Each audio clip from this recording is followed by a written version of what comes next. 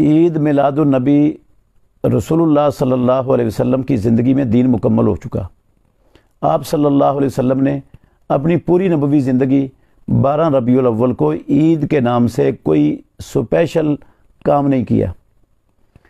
آپ صلی اللہ علیہ وسلم کے بعد خلفائے راشدین رضی اللہ عنہم، انہوں نے 30 سالہ خلافت راشدہ کے دور میں ایسا کوئی عمل نہیں کیا، نہ اس دن کو عید قرار دیا، نہ اس دن جو آج کل ہمارے معاشرے میں جو کچھ بھی ہوتا ہے اس میں سے کچھ بھی انہوں نے نہیں کیا، بلکہ رسول مکرم صلی اللہ علیہ وسلم کے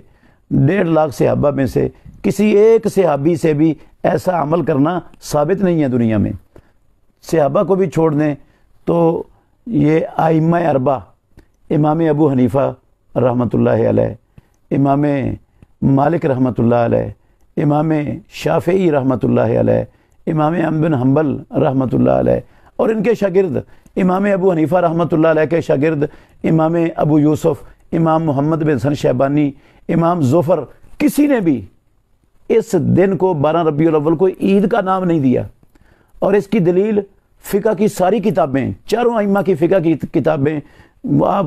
ایک ایک لفظ کر کے ڈھونڈ لیں، کہیں اس عید کا نام و نشان بھی آپ کو نہیں ملے گا۔